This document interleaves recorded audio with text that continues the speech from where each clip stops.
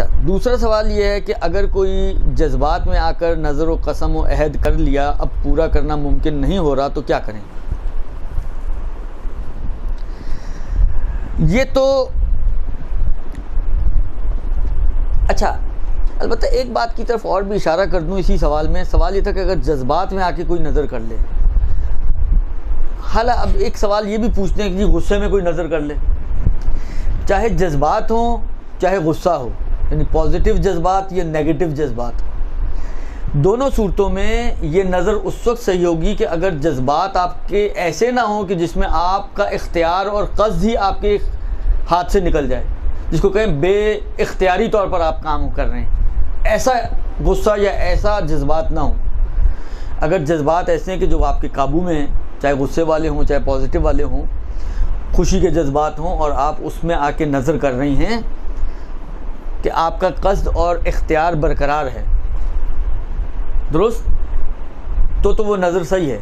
لیکن اگر اس شدت، بعض اوقات ہوتا ہے غصہ اتنا شدید ہوتا ہے انسان کو خود پتہ نہیں ہوتا کہ وہ کیا کر رہا ہے، ایسا کوئی شدت والا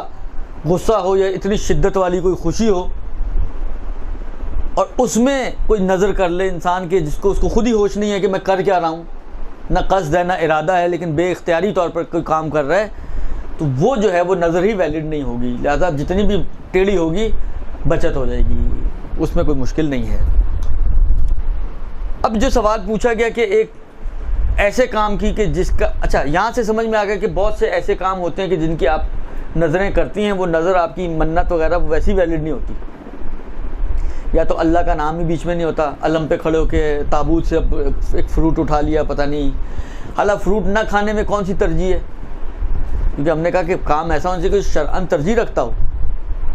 مگر کوئی پھل ایسا ہے کہ جس کا نہ کھانا مستحب ہو،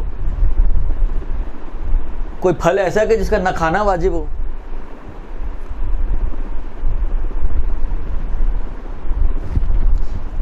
یعنی اس کے پازیٹیو میں تو آپ جا سکتے ہیں کہ فرض کریں پھل کھانا مباح ہو جائے بالفرض، نہ کوئی شرعاً ترجیح نہیں ہے، لیکن یہ تو ہو سکتا ہے کہ مثلا آپ پھل کھائیں اور اس سے آپ کو قوت حاصل ہو تاکہ آپ عبادت کریں، تو اس طرف تو آپ جا سکتے ہیں، لیکن ترک کے اوپر تو بظاہر کوئی بھی ترجیح نہیں بنتی. زیادہ خواتین پھل اٹھا کے پریشان ہو رہی ہوتی ہیں، اب یہ کیسے کھائیں، کھا ہی نہیں سکتے، پتہ نہیں کب تک نہیں کھانا ہوتا، اگلے سال تک یا جب تک منت پوری نہیں ہوتی، کیا صورتحال ہوتی ہے اس کا بھی مجھے نہیں اندازہ. تو یہ اس قسم کی نظریں ویسے ہی ویلڈ نہیں ہیں، یہ تو ویسے 2-3 جہات سے ویلڈ نہیں ہیں. ورنہ اکثر جو ویلڈ نہیں ہوتی ہیں وہ اس وجہ سے ویلڈ نہیں ہوتی کہ اللہ کے نام کے ذریعے یا اس پرٹیکولر صیغے کے ذریعے وہ نظر نہیں اٹھائی ہوتی. اگر اللہ کا نام لیا بھی ہوتا ہے تو اس طریقے سے نہیں لیا گیا جس طرح بتایا گیا، درست. لہذا اکثر منتیں جو خواتین اٹھاتی ہیں، شوق انہی کو زیادہ ہوتا ہے، وہ ویلڈ ہی نہیں ہوتی ہیں، وائڈ منتیں ہیں.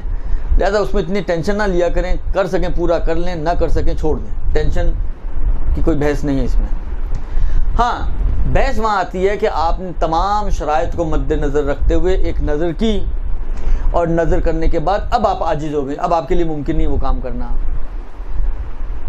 تو اس میں بحث آتی ہے پھر یہ کہ اگر وہ کوئی خاص مخصوص وقت تک کے لیے تھی، مثلا آپ نے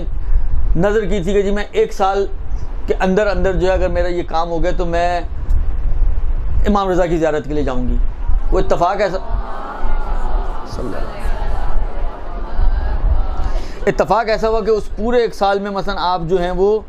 عاجز ہو گئے اس کام کرنے سے،